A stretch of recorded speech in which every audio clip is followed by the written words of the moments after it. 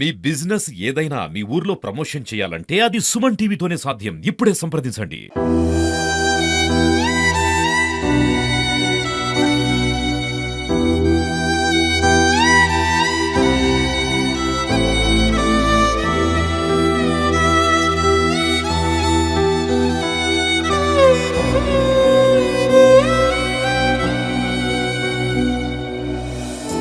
నమస్తే, నేను విజయ్. ఖమ్మం జిల్లాలో వరద బీభత్సం అంతా ఇంత కాదు. ముఖ్యంగా పాలేరు రిజర్వాయర్కి సంబంధించి కూడా ఒక్కసారిగా వాటర్ పైనుంచి ఎక్సెస్ వాటర్ రావడంతో ఓవర్ఫ్లో అయింది. దానివల్ల ఒక పెట్రోల్ బంక్ పూర్తిగా 80% తుడుచుకుపెట్టుకుపోయింది. మామూలుగా పెట్రోల్ బంక్ అంటే చాలా పకడ్బందీగా కడతారు. అలాంటిది కూడా పెట్రోల్ బంక్ ఇప్పుడు ఎలా దారుణంగా మారిపోయిందో ఒకసారి మీకు వివరించే ప్రయత్నం చేస్తాను. ఖమ్మం జిల్లా కూసుమంచి మండలం నాయకన్ గూడెనికి సంబంధించినటువంటి ప్రాంతంలో పెట్రోల్ బంక్ ఉంది. ఒక్కసారిగా అంటే ఇక్కడ మనం నిల్చుకున్నటువంటి ప్రాంతం నుంచి దాదాపుగా ఆ పై భాగం వరకు, అంటే మనం ఇక్కడ పెట్రోల్ ఫిల్లింగ్ స్టేషన్లో చూస్తే ఈ ఫిల్లింగ్ ఎక్విప్మెంట్కి సంబంధించినటువంటి అంటే పంపుకు సంబంధించినటువంటి పై భాగం వరకు కూడా వాటర్ ఫ్లో అయింది. లక్కీగా 2 వ్యక్తులు ఇక్కడ ఉన్నారంట. వాళ్ళని ఎస్కేప్ అయ్యారు. వాళ్ళని రెస్క్యూ టీము రోప్స్ సహాయంతో తీసుకొచ్చి కాపాడినటువంటి పరిస్థితి. అంటే జనరల్గా మనం వర్షాలు ఏదన్నా ఇబ్బందికర పరిస్థితులు, భారీ వర్షాలు వచ్చినా లేదంటే వర్షాలు వచ్చినా కూడా బైకుల మీద వెళ్ళేటువంటి వారందరూ కూడా పెట్రోల్ బంక్ కిందకు వచ్చి ఈ షెడ్ కింద తలదాచుకుంటారు. కానీ అలాంటి పెట్రోల్ బంకే ఒక్కసారిగా వరద బీభత్సంలో చిక్కుకొని ఎలా మారిందో ఒకసారి చూడవచ్చు. ఏం మిగలలేదు. ఇక్కడకు మనకు నిల్చున్నటువంటి ప్రాంతం నుంచి ఒకసారి మీకు డీటెయిల్డ్గా చూపించే ప్రయత్నం చేస్తాను. చూడొచ్చు, మొత్తం కొట్టుకోబోయింది. అంటే పిల్లర్స్తో ఎంత స్ట్రాంగ్ వేసినా కూడా ఏది కూడా మిగిలినటువంటి పరిస్థితి. మనం ఒకసారి ఆ షెడ్ని చూస్తే కేవలం పిల్లర్స్తో వేశారు కాబట్టి ఆ ఒక్క షెడ్ మాత్రం మిగిలింది. మిగిలినటువంటి అండర్ గ్రౌండ్లో ఉండేటువంటి ట్యాంక్స్ అన్నీ కూడా పూర్తిగా కొట్టుకుపోయాయి. ఏ ఒక్క వస్తువు మిగలేదు. అలాగే బయట ప్రాంతంలో అంటే వేరే పొలం పనులకు వాడేటువంటి ఒక ట్రాక్టర్ కూడా, పొలం పనులు వాడే ట్రాక్టర్ కూడా బయట ఎక్కడో రోడ్డు మీద నుంచి ఆ పొలాల్లో నుంచి కొట్టుకొని ఈ ప్రాంతానికి వచ్చినటువంటి పరిస్థితి చూడొచ్చు. మనం ఒకసారి చూడొచ్చు, ఆ ట్రాక్టరే వచ్చి నేరుగా పెట్రోల్ బంకులో ఇక్కడ ఇరుక్కుపోయినటువంటి పరిస్థితి. అంటే ఆ ట్రాక్టర్ పైన ఉన్నటువంటి మనం అక్కడ ఒక నో స్మోకింగ్ బోర్డును ఒకసారి చూస్తే ఫస్ట్ ఎయిడ్ అనేటువంటి ఆ బోర్డు ఉంది కదా, అక్కడ వరకు కూడా వాటర్ వచ్చాయి. అంటే ఏ స్థాయిలో వరద బీభత్సం వచ్చింది. పాలేరు రిజర్వాయర్కి సంబంధించినటువంటి ఎక్సెస్ వాటర్ అంతా కూడా ఓవర్ఫ్లో అవడంతోనే ఈ దుస్థితి ఏర్పడింది అనేది కూడా మనకి చాలా స్పష్టంగా అర్థమవుతుంది. మామూలుగా భారీ ట్యాంకర్స్ని ఇక్కడ పెడుతుంటారు భూమి లోపల పెట్రోల్ బంకుల్లో భారీగా చాలా పెద్ద స్థాయిలో, అంటే చాలా స్ట్రాంగ్గా పెడతారు. ఎలాంటి విపత్తు వచ్చినా ఎలాంటి ఇబ్బంది వచ్చినా కూడా ఏం డ్యామేజ్ కాకుండా చాలా స్ట్రాంగ్గా పెట్రోల్ బంక్ని ఎవరైనా కూడా కన్స్ట్రక్షన్ చేస్తారు. అలా చేస్తేనే కంపెనీ కూడా అప్రూవల్ ఇస్తుంది. అలా చేస్తేనే కంపెనీస్ అన్నీ కూడా ఆయా పెట్రోల్ను, డీజిల్ను, ఫ్యూయల్ని సరఫరా చేసే కంపెనీస్ అన్నీ కూడా ఓకే అంటాయి. అంత స్ట్రాంగ్గా చేసినా కూడా మనం నిల్చున్నటువంటి ఈ ప్రాంతం మొత్తం పూర్తిగా కొట్టుకుపోయింది. ఇక్కడ పెట్రోల్ బంకు సంబంధించినటువంటి ఓనర్తో కూడా ఒకసారి మాట్లాడేటువంటి ప్రయత్నం చేద్దాం. ఏంటి సార్, ఎలా జరిగింది ఒకసారి వివరించేటువంటి ప్రయత్నం చేస్తారా? ఎన్ని గంటల టైంలో ఈ ఫ్లడ్ వచ్చింది ఏంటి? యాక్చువల్గా మార్నింగ్ 5:30, 6 ఆ టైంలో అక్కడ దూరంలో ఉన్న ఇన్ఫ్లో దగ్గర మామూలుగా ఒక వాటర్ వచ్చినాయి ఒక లెవెల్లో. ఒక 1.5 అవర్లోనే మొత్తం అటు ఇటు వాటర్ ఫ్లడ్ వచ్చేసి ఆ అబ్బాయి లోపల ఉన్న వర్కర్లు బయటకు రాలేని పరిస్థితి. ఈత వస్తే తప్ప బయటకు రాలేవారు. వర్కర్లకి ఈత రాకపోవడం వల్ల దానిలో స్ట్రక్ అయిపోయారు. ఒక గంట వ్యవధిలోనే 6 అడుగుల వాటర్ రోడ్డు మీద నుంచి 6 అడుగులు ఫ్లో అయిపోయింది. ఇక చూస్తూ పెరిగిపోయింది. వీళ్ళు బయటకు వచ్చేసారు. అప్పటికే రెస్క్యూ టీం వచ్చింది. అక్కడి నుంచి తాళ్ళు వేసి ఒక 2 సేవ్ చేశారు. ఏమేమి డ్యామేజ్ అయ్యాయండి? ఈ పెట్రోల్ బంకు కన్స్ట్రక్షన్ చేయడానికి ఎంత ఖర్చు అయింది? మొత్తం ఏమేమి డ్యామేజ్? రిజర్వేషన్లో వచ్చినా కానీ నాకు 60 లక్షల దాకా ఖర్చు అయింది దీంట్లో. ట్యాంకులు అండర్ గ్రౌండ్ ఇప్పుడు వచ్చిన ఫ్లో తోటి మొత్తం వెళ్ళిపోయినాయి. ఇప్పుడు బిజీగా నడిచే పెట్రోల్ బంక్ అనుకోవచ్చు. బిజీనే నడుస్తుంది.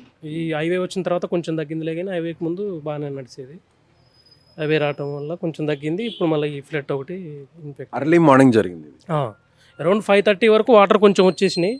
7:38 వరకు 6 feet వాటర్ వచ్చేసినాయి. అసలు ఇక్కడ వాటర్ వస్తాయని ఎక్స్పెక్ట్ చేశారా? మామూలుగా 40 ఇయర్స్లో లేదు కాబట్టి నాకు గవర్నమెంట్ పర్మిషన్ ఇచ్చి ఉండొచ్చు నాకు తెలిసి.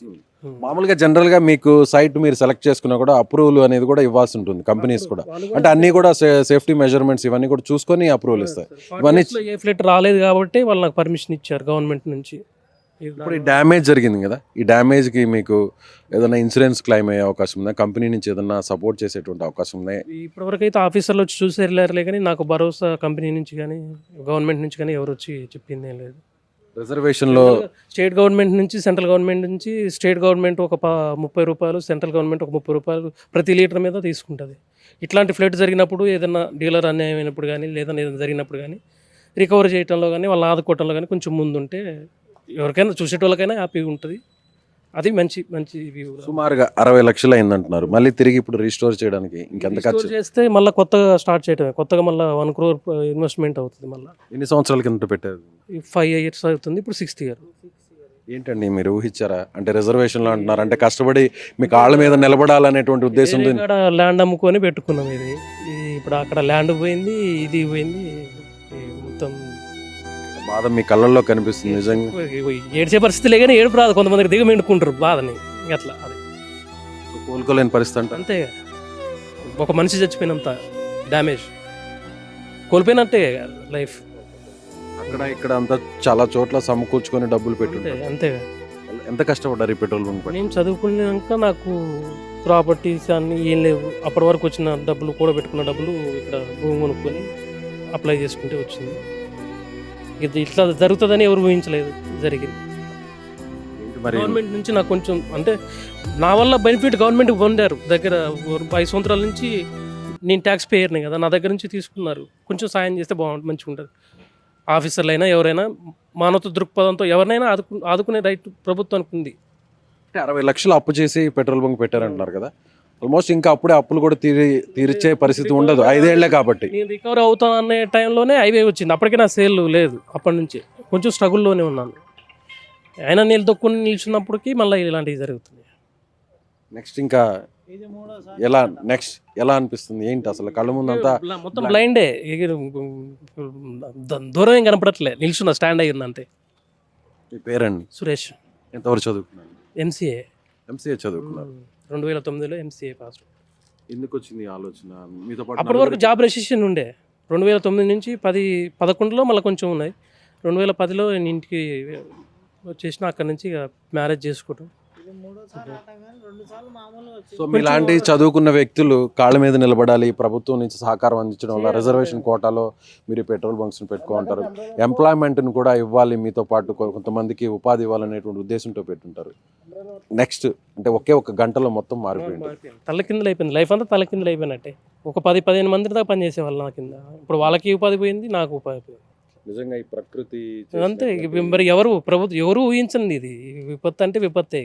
దాన్నే పెద్ద పనులు చేసుకుని గవర్నమెంట్, స్టేట్ గవర్నమెంట్ అయినా సెంట్రల్ గవర్నమెంట్ అయినా ఎవరైనా ఆదుకుంటే బాగుంటుంది. నిజంగా థ్యాంక్ యూ. ఓకే అండి, అంటే మీకు గవర్నమెంట్ సపోర్ట్ చేయాలని మేము కూడా మనస్ఫూర్తి కోరుకుంటున్నాం.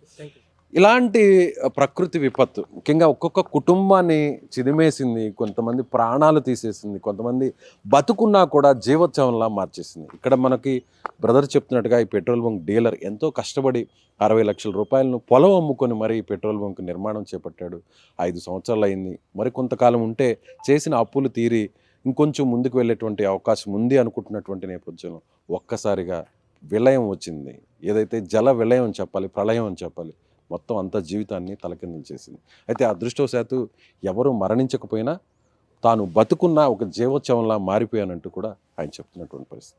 నిజంగా ప్రభుత్వాలు కొంతవరకు ఎంతవరకు సాధ్యమైతే అంతవరకు తనకి సహకారం అందించాలని సుమన్ టీవీ తరపున మనం కూడా మనస్ఫూర్తిగా కోరుకుంటున్నాం.